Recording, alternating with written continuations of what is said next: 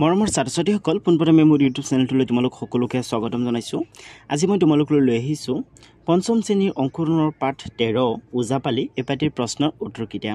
গতিকে তোমালোকে ভিডিঅ'টো আৰম্ভণিৰ পৰা একেবাৰে শেষলৈকে চাই থাকিবা আৰু ভিডিঅ'টো ভাল লাগিলে ভিডিঅ'টো তেতিয়া লাইক কৰি দিবা আৰু এতিয়ালৈকে যদি তোমালোকে মোৰ চেনেলটো ছাবস্ক্ৰাইব কৰা নাই তেতিয়াহ'লে চেনেলটো ছাবস্ক্ৰাইব কৰি লোৱা। ঠিক আছে, ইয়াৰ পৰা তোমালোকৰ ক্ৰিয়াকলাপ আৰম্ভ হৈছে। প্ৰথমে আমি পাঠভিত্তিক ক্ৰিয়া দিয়া প্ৰশ্ন উত্তৰকেইটা আলোচনা কৰিম। তাৰপিছত আছে ভাষা অধ্যয়ন, ঠিক আছে, আৰু তাৰপিছত আছে জ্ঞান সম্প্ৰসাৰণ। তো প্ৰতিটো প্ৰশ্ন উত্তৰ হাজিৰি ভিডিঅ'টো তোমালোকে পাই যাবা। গতিকে তোমালোকে ভিডিঅ'টো আৰম্ভণিৰ পৰা একেবাৰে শেষলৈকে চাই থাকিবা। মৰমৰ ছাত্ৰ ছাত্ৰীসকল, তোমালোকক প্ৰথমে দিছে উত্তৰ দিয়া। তলত দিয়া প্ৰশ্নবিলাকৰ উত্তৰ দিব লাগে। মই উত্তৰকেইটা একেবাৰে চমুকৈ লিখি নিছোঁ। ক'ত চোৱা, তোমালোকক ক'ত দিছে ওজাপালি কি। তো উত্তৰ দি লিখিবা ওজাপালি এক প্ৰকাৰৰ লোকনাট্য অনুষ্ঠান। ওজাপালি কি? ওজাপালি হৈছে এক প্ৰকাৰৰ লোকনাট্য অনুষ্ঠান।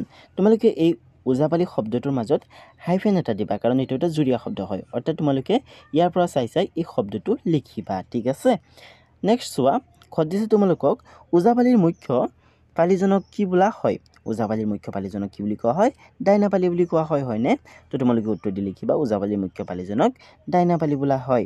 ঠিক আছে, তোমালোকে পাঠটো পঢ়িবা, পাঠত ধুনীয়াকৈ দিয়া আছে। ঠিক আছে, এতিয়া গত চোৱা, গত দিছে ওজাৰ লগত কোন কোন থাকে। ওজাৰ লগত কোন কোন থাকে? ওজাৰ লগত ৫-৬জনমান পালি থাকে, তাৰ ভিতৰত ডাইনাপালিও থাকে। ঠিক আছে, তো এতিয়া তোমালোকে উত্তৰটো লিখি ল'বা। তোমালোকক ঘট দিছে ওজাপালিৰ প্ৰকাৰবোৰ কি কি। ওজাপালি বিভিন্ন প্ৰকাৰৰ আছে।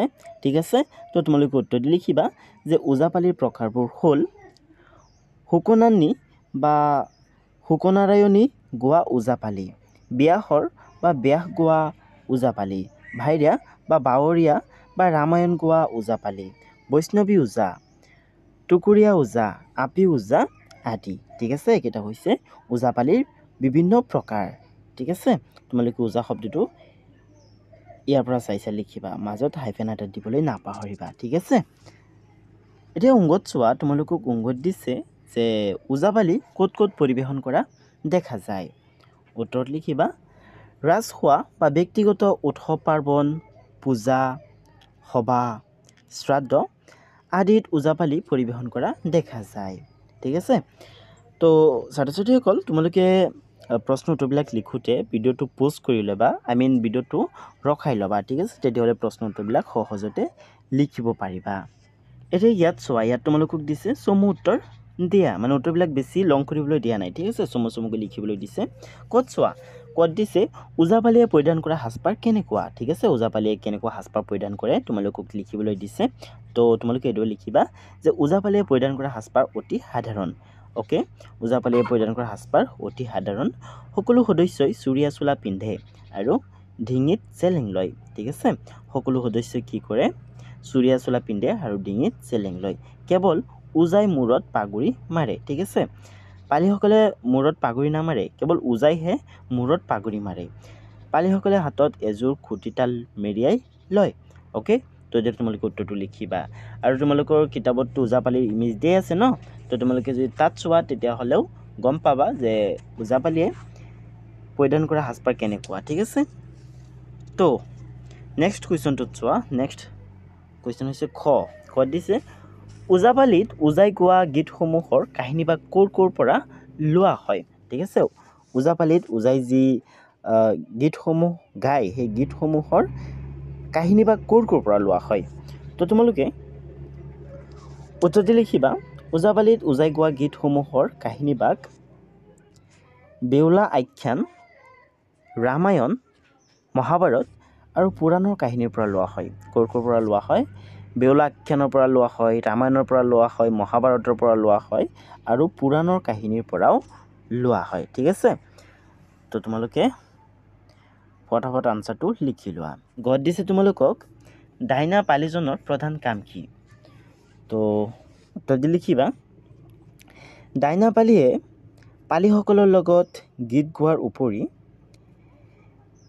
ধেমেলীয়া কথাৰ অৱতাৰণা কৰি হাস্যৰসৰ সৃষ্টি কৰে। সময়ে সময়ে তেওঁ ওজাৰ সৈতে কথোপকথনত ভাগ লয় আৰু জটিল কথাবোৰ ঘৰুৱাভাৱে দৰ্শকৰ সন্মুখত দাঙি ধৰে। ঠিক আছে, তো এতিয়া তোমালোকে উত্তৰটো লিখি ল'বা। তাৰপিছত তোমালোকক দিছে যে অনুষ্ঠান পৰিৱেশন কৰোঁতে কোনে কি দায়িত্ব পালন কৰে। তো ওজাপালিৰ সদস্যসকলে অনুষ্ঠান পৰিৱেশন কৰোঁতে কোনে কি দায়িত্ব পালন কৰে সেই বিষয়ে তোমালোকক লিখিবলৈ দিছে। তো উত্তৰ দি লিখিবা, অনুষ্ঠান পৰিৱেশন কৰোঁতে ওজাই মূল কাহিনীভাগ নৃত্য গীত আৰু অভিনয়ৰ জৰিয়তে বৰ্ণনা কৰে। ওজাই দিহাৰে একোটা পৌৰাণিক কাহিনী বিভিন্ন ৰাগত গাই যায়। পালিসকলে খুঁটিতাল বজাই সেই দিহা দোহাৰে আৰু বৰিৰে তাল ৰাখি থাকে।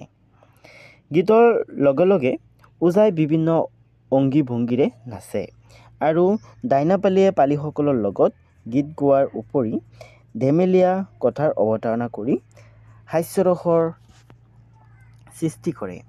সময়ে সময়ে তেওঁ ওজাৰ সৈতে কথোপকথনত ভাগ লয় আৰু আখ্যানৰ জটিল কথাবোৰ গৰুৱা দৰ্শকৰ সন্মুখত দাঙি ধৰে। ঠিক আছে, তো এই প্ৰশ্নৰ উত্তৰ অলপ লং হয়, কিন্তু চিন্তা কৰাৰ কোনো কাৰণ নাই, একেবাৰে সহজ ভাষাত লিখা হৈছে। ঠিক আছে, তো ফটাফট লিখি লোৱা। এতিয়া অংগত চোৱা, তোমালোকক অংগত দিছে যে মহাপুৰুষ শংকৰদেৱে কিহৰ কাৰণে ওজাপালিৰ সহায় লৈছিল। তো মহাপুৰুষ শংকৰদেৱৰ বিষয়ে তোমালোকে নিশ্চয় জানা। তো মহাপুৰুষ শংকৰদেৱে কি কৰিছিল, বৈষ্ণৱ ধৰ্ম প্ৰচাৰৰ বাবে সময়ে সময়ে বা মাজে সময়ে ওজাপালিৰ সহায় লৈছিল। তো তোমালোকে উত্তৰ দি লিখিবা যে নৱবৈষ্ণৱ ধৰ্ম প্ৰচাৰৰ বাবে সময়ে সময়ে মহাপুৰুষ শ্ৰীমন্ত শংকৰদেৱে ওজাপালিৰ সহায় লৈছিল। মহাপুৰুষ শ্ৰীমন্ত শংকৰদেৱ কোন? মহাপুৰুষ শ্ৰীমন্ত শংকৰদেৱ হৈছে বৈষ্ণৱ ধৰ্মৰ প্ৰৱৰ্তক, হয়নে? তো এতিয়া তোমালোকে ধুনীয়াকৈ উত্তৰটো লিখি ল'বা। ছাত্ৰ ছাত্ৰীসকল, ইয়াৰ পৰা আৰম্ভ কৰি ইয়ালৈকে গোটেইকেইটা প্ৰশ্নটোৰ আলোচনা কৰা শেষ হ'ল। এতিয়া ইয়াত চোৱা, ইয়াত তোমালোকক দিছে যে শব্দৰ লগত অৰ্থ মিলাও আহা। এই শব্দবিলাকৰ অৰ্থ ইয়াত দিয়া আছে, তো শব্দবিলাকৰ সৈতে তাৰ অৰ্থ মিলাব লাগে। চোৱা, দোষাৰে, দোষাৰে শব্দটোৰ অৰ্থ হৈছে পুনৰ গাই। ঠিক আছে, তো এইটো মিলাই দিছে। নেক্সট আছে সৌষ্ঠৱ, এই সৌষ্ঠৱ শব্দটো এই সৌন্দৰ্যৰ সৈতে মিলিব। ঠিক আছে, তোমালোকে এনেকৈ ধুনীয়াকৈ কাঠ পেঞ্চিলেৰে মিলাবা।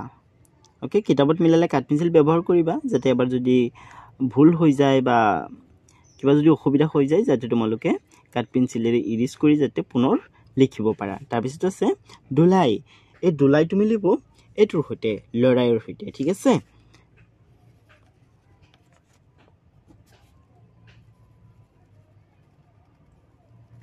নেক্সট আছে আকৃষ্ট, আকৃষ্ট এইটো মিলিব আকৰ্ষিত এইটোৰ সৈতে। ঠিক আছে, ধুনীয়াকৈ মিলাবা।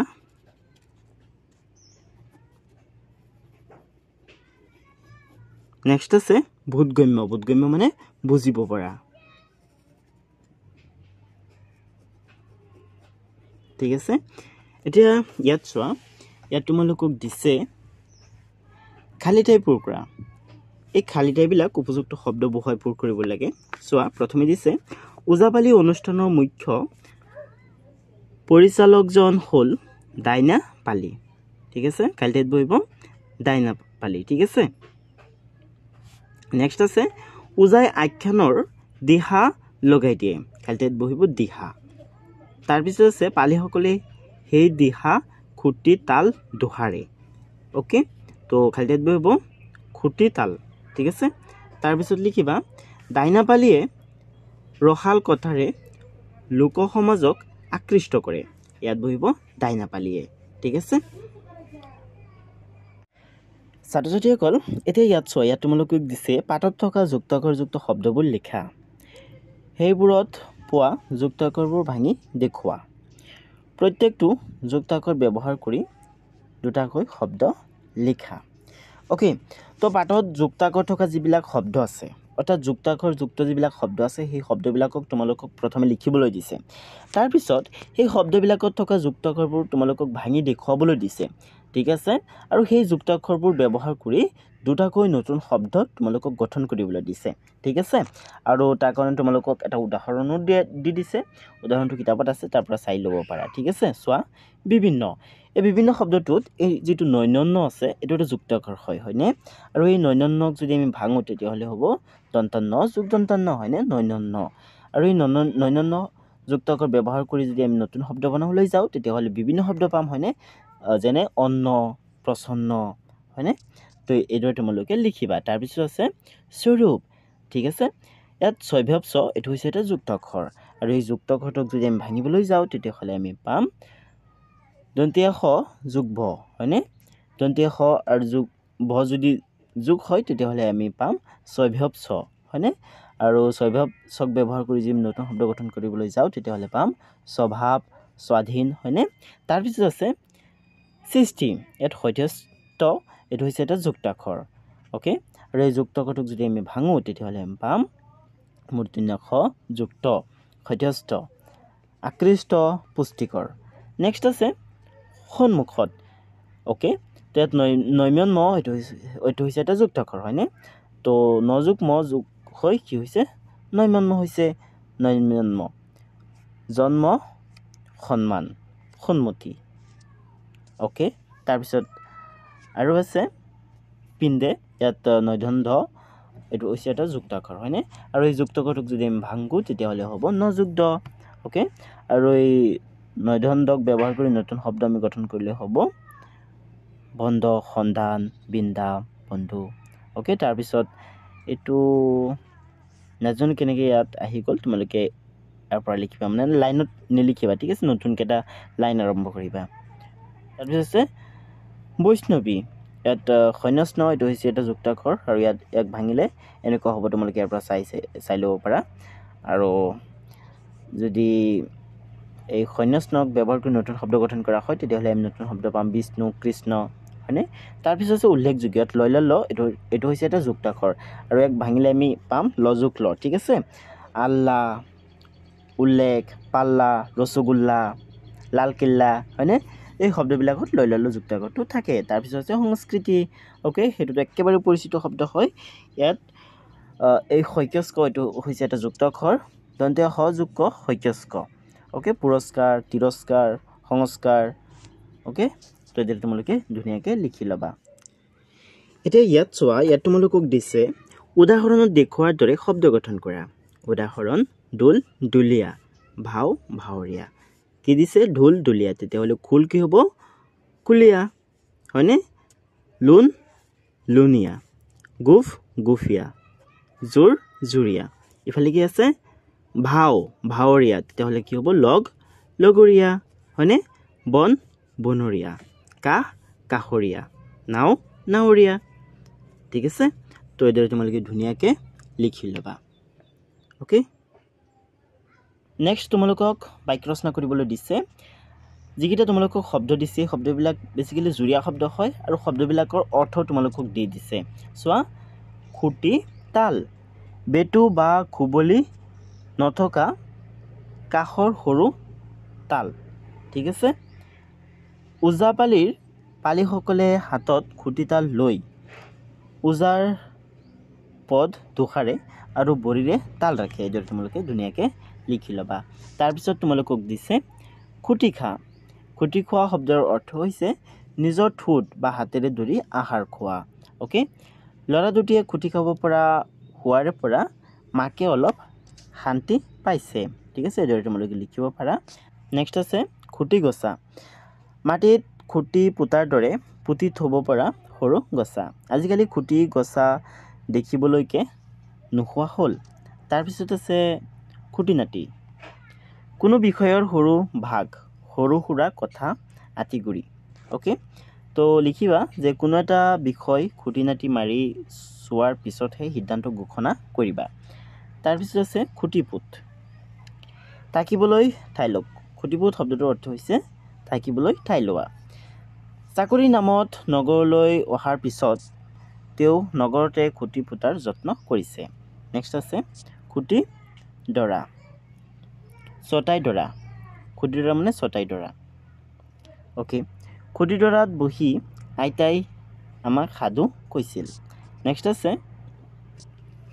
খুটিয়া খুটি ইটোৱে সিটোক আঘাত কৰা মানে ঠিক আছে বা পৰস্পৰে কাজিয়া কৰা সমনীয়া ল'ৰা ছোৱালীৰ মাজত প্ৰায়ে খুটিয়া খুটি লাগি থাকে ঠিক আছে তো এইদৰে তোমালোকে ধুনীয়াকৈ বাক্যকেইটা ৰচনা কৰিবা তাৰপিছত আছে তুমি দেখা বা শুনা যিকোনো এটি লোকনাট্য অনুষ্ঠানৰ বিষয়ে বৰ্ণনা কৰা চোৱা তোমালোকক ইয়াত তিনিটা লোকনাট্য অনুষ্ঠান দি দিছে যে কুশান গান পুতলা নাচ ওজাপালি এই তিনিটাৰ পৰা যিকোনো এটাৰ বিষয়ে তোমালোকে লিখিব পাৰা মই তোমালোকৰ কাৰণে পুতলা নাচৰ বিষয়ে লিখি দিছোঁ তো তোমালোকে এইটোৱে লিখিবা কাহিনী সাধুকথা বা ৰূপকথাক ৰসালভাৱে উপস্থাপন কৰিবলৈ পুতলা নাচৰ সহায় লোৱা হয় পুতলাবোৰে কাহিনীৰ বিভিন্ন চৰিত্ৰক প্ৰতিনিধিত্ব কৰে সেইবোৰক চৰিত্ৰৰ লগত খাপ খোৱাকৈ কাপোৰ কানি পিন্ধাই সজাই পৰাই উলিওৱা হয় প্ৰতিটো পুতলাৰ হাত ভৰি মূৰ আদি কলা ৰঙৰ ৰছীৰে বান্ধি লোৱা হয় পুতলা নচুৱাবলৈ এখন সৰু মঞ্চ থাকে মঞ্চৰ পিছফালে এখন আৰ কাপোৰ থাকে আৰ কাপোৰৰ পিছফালে সূত্ৰধাৰ আৰু মঞ্চত পুতলাবোৰ থাকে সূত্ৰধাৰে ৰছীৰ সহায়ত পুতলা নচুৱাই আৰু পেপাৰ সহায়ত পুতলাৰ হৈ বচন মাতে মাজে মাজে ভাৱৰীয়া চৰিত্ৰৰ প্ৰৱেশ ঘটাই হাঁহিৰ ধুনপাক সৃষ্টি কৰে অ'কে তো এতিয়া তোমালোকে ধুনীয়াকৈ লিখি ল'বা তাৰপিছত তোমালোকক দিছে প্ৰকল্প অ'কে বিভিন্ন লোকনাট্য অনুষ্ঠানৰ লগত জড়িত বিভিন্ন বাদ্যযন্ত্ৰসমূহৰ নাম লিখা পাৰিলে সেইবিলাকৰ ছবি সংগ্ৰহ কৰি এটা এলবাম প্ৰস্তুত কৰা তাৰপিছত তোমালোকক দিছে ওজাপালিয়ে পৰিৱেশন কৰা গীত পদ সংগ্ৰহ কৰি গোৱা আৱশ্যকবোধে স্থানীয় শিল্পীৰ সহায় লোৱা তো মৰমৰ ছাত্ৰ ছাত্ৰীসকল এই দুটা প্ৰকল্প হয় আৰু এইকেইটা পৰীক্ষাৰ ফালৰ পৰা বেছি ইম্পৰ্টেণ্ট নহয় গতিকে তোমালোকে নিজে নিজে চেষ্টা কৰিবা ঠিক আছে মৰমৰ ছাত্ৰ ছাত্ৰীসকল প্ৰথমৰ পৰা আৰম্ভ কৰি গোটেইকেইটা প্ৰশ্ন উত্তৰ আলোচনা কৰা শেষ হ'ল নেক্সট ভিডিঅ'ত মই তোমালোকৰ যিটো 14 নম্বৰৰ কবিতা আছে সৰু ছোৱালী আৰু পক্ষী এই কবিতাটিৰ প্ৰশ্ন উত্তৰকেইটা লৈ আহিম গতিকে তোমালোকে এতিয়ালৈকে যদি মোৰ চেনেলটো ছাবস্ক্ৰাইব কৰা নাই তেতিয়াহ'লে ছাবস্ক্ৰাইব বটনটো ক্লিক কৰি চেনেলটো ছাবস্ক্ৰাইব কৰি লোৱা আৰু ভিডিঅ'টো এটা লাইক কৰি দিয়া ছাত্ৰ ছাত্ৰীসকল আজিৰ ভিডিঅ'টো ইমানেই আছিলে আজিৰ ভিডিঅ'টো চোৱাৰ বাবে ধন্যবাদ